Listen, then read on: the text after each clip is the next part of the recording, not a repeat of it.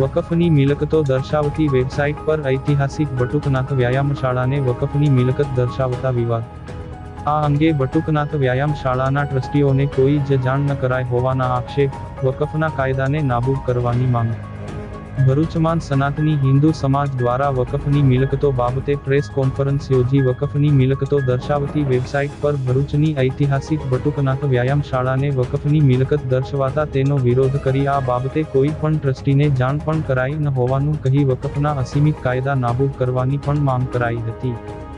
ભરૂચમાં સનાતની હિન્દુ સમાજ દ્વારા રાજપૂત છાત્રાલય ખાતે વકફની મિલકતો બાબતે પત્રકાર પરિષદનું આયોજન કરવામાં આવ્યું હતું, જેમાં સ્વામી મુક્તાનંદ, કુકરવાડા ત્રિગુણાતીત આશ્રમના સ્વામી લોકેશાનંદ ઉપરાંત બટુકનાથ વ્યાયામશાળાના ટ્રસ્ટી પિનાકીન રાજપૂત સહિત અન્ય હિન્દુ અગ્રણીઓ ઉપસ્થિત રહ્યા હતા, જેમાં વકફની મિલકતો દર્શાવતી વેબસાઇટ પર ઐતિહાસિક બટુકનાથ વ્યાયામશાળાને વકફની મિલકત દર્શાવવા સાથે ભરૂચ શહેરની 1400મી વધુ મિલકતો દર્શાવવામાં આવી હોવાનું ઉપસ્થિતોએ જણાવી વકફને મળેલ અસીમિત કાયદાનો દુરુપયોગ કરાઈ રહ્યો હોવાનો આક્ષેપ પણ કર્યો હતો।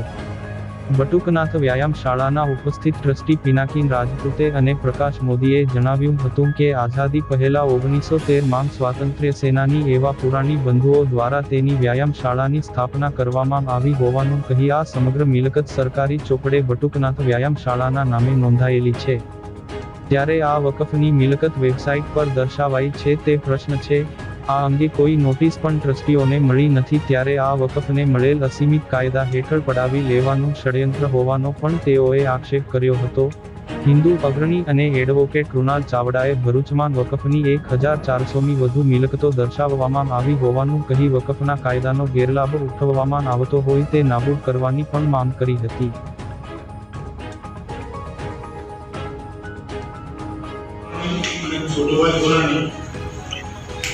કે સ્વાતંત્ર્ય સેનાનીઓ તૈયાર કરવા માટે એનો હેતુ હતો અને આ વ્યાયામશાળા સ્થાપીને એક સારા વીરો કઠણ પુરુષોને તૈયાર કરે અને એના માટેની આ સ્થાપના 1913 થઈ। તો એક નાનું ઝૂંપડું હતું અને ત્યાં એક કૂવો હતો આ ગ્રાઉન્ડ પર।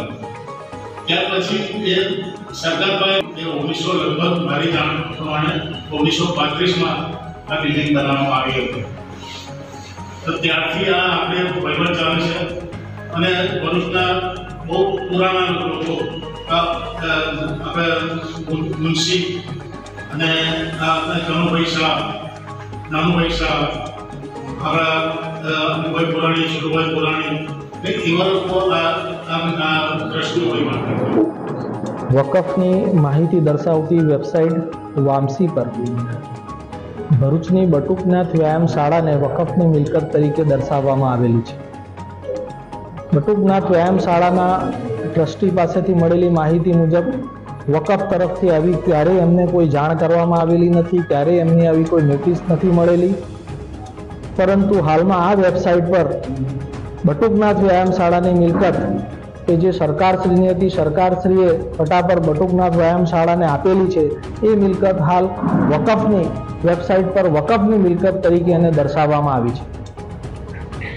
જો વકફની મિલકત તરીકે આ પ્રોપર્ટીને દર્શાવવામાં આવી હોય અને એ તબક્કે જ્યારે ટ્રસ્ટીઓને કોઈ પણ પ્રકારની જાણ કરવામાં ન આવી હોય તો આપણે એમ કહી શકીએ કે વકફના કાયદાની જોગવાઈઓનો દુરુપયોગ કરીને આ મિલકતને ગેરકાયદેસર રીતે આંતરી લેવી, એની પર કબજો કરી લેવો, એવું આ કૃત્ય બનેલું હોય તેમ જણાય છે। આમ વકફ કાયદાની જોગવાઈઓનો ગેરલાભ લઈને અથવા તો કાયદામાં જે પણ કંઈક છીંડા છે એના દુરુપયોગને આધારે આવી રીતે મિલકતને પચાવી પાડવાનું આ એક ભરૂચમાં એક ષડયંત્ર થયેલું હોય તેમ જણાઈ આવે છે। આ વકફની વેબસાઇટ પર જોવામાં આવે તો ભરૂચ શહેરની અંદર કુલ 1426 જેટલી મિલકતો વકફની માલિકીની મિલકતો હોય તેમ દર્શાવાઈ છે। તે ઉપરાંત અન્ય પણ 4 જેટલી મિલકત જે સરકારના પ્રોપર્ટી કાર્ડ રેવન્યુ રેકર્ડ પર એ સરકારશ્રીની મિલકત બોલે છે, જ્યારે એ જ મિલકતને વકફની વેબસાઇટ પર વકફની બતાવવામાં આવેલી છે।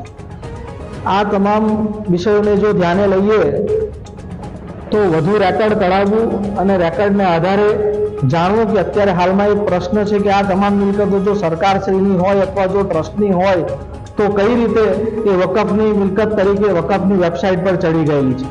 શું કોઈ કાયદાકીય પ્રક્રિયા થયેલી છે? શું કાયદાકીય પ્રક્રિયાનો ગેરલાભ લીધેલો છે? અથવા તો શું આ કાયદાનો દુરુપયોગ કરીને આ મિલકતો જુદી જુદી રીતે કોઈની પાસેથી આંચકી લેવી? જો આ જ પ્રકારનું જો કૃત્ય થતું હોય અને જો કાયદાનો દુરુપયોગ થતો હોય તો આવો કાયદો રિપીલ કરવો જોઈએ અને સરકારે આવા કાયદાને એબોલિશ કરવો જોઈએ, જેથી આવા પ્રકારના ભવિષ્યમાં કૃત્યો ન થાય. આભાર. કૃણાલ ચાવડા, એડવોકેટ.